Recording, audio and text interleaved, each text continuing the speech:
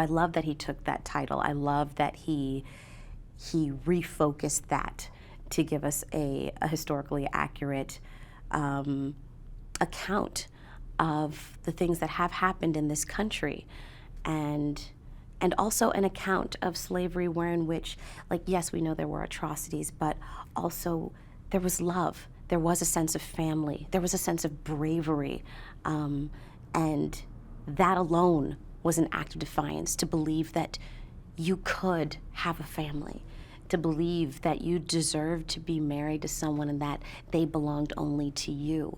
And it's that thought alone that you don't typically get to see when watching movies about this topic, which I really loved, and that's what I really gravitated to when I read this script, knowing that we were going to see more of the humanity of these people.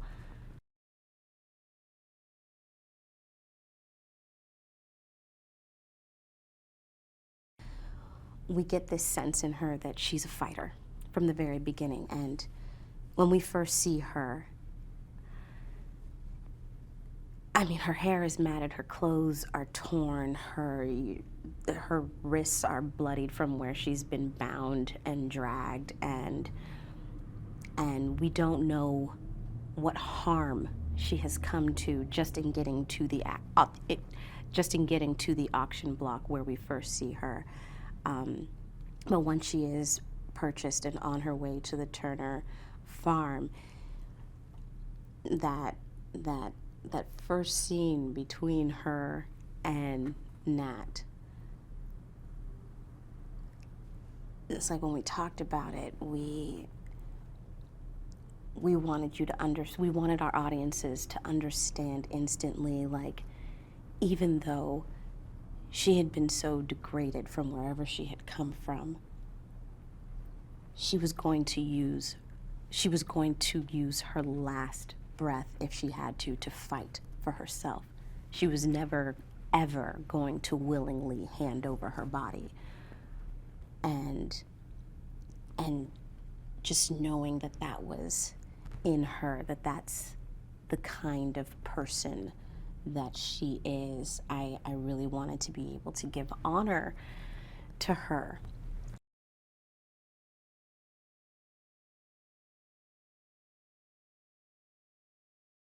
Nate is fearless, and it's beautiful that he's so fearless. He knew exactly the story he wanted to tell, and yeah, there were people that were like, no one's gonna want to watch that. And it is hard to watch, because what he's done so brilliantly is he didn't make the white characters in this film one-dimensional. Like, they're doing what they do out of a necessity as well, you know, and some of them think that they're doing something good, which is also very amazing in of itself. And so when the fight begins, it's very conflicting, you know, because yes, you're fighting for what you believe in, but the act of taking someone else's life, I mean, that's never an easy decision to make. But it's an act of war, and it is meant to begin the war that will lead to freedom. And so in Nate being fearless enough to tell this story, well, we all had to jump in fully and really deal with the trauma of it and putting it out there.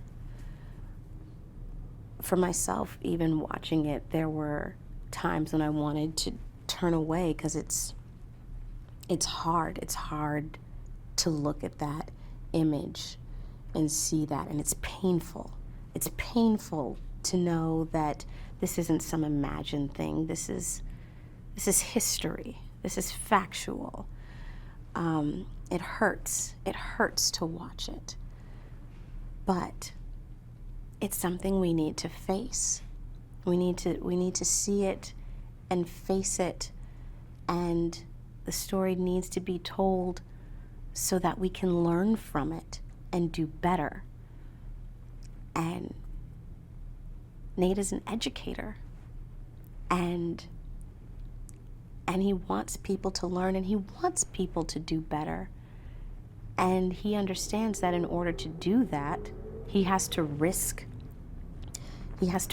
everything and put it out there so that he can affect some real change, so that we all can, which is, I mean, how brave is that?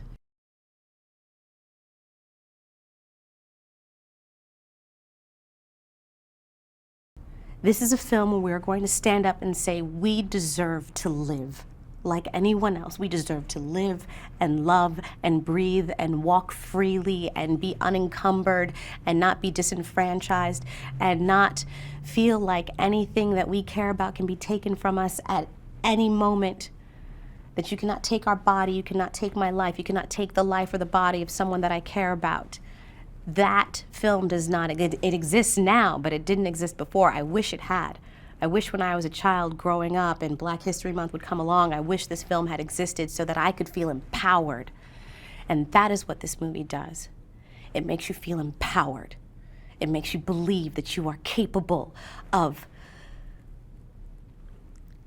fighting for yourself, of taking care of yourself, of voicing the problem in front of you, of giving voice to the voiceless.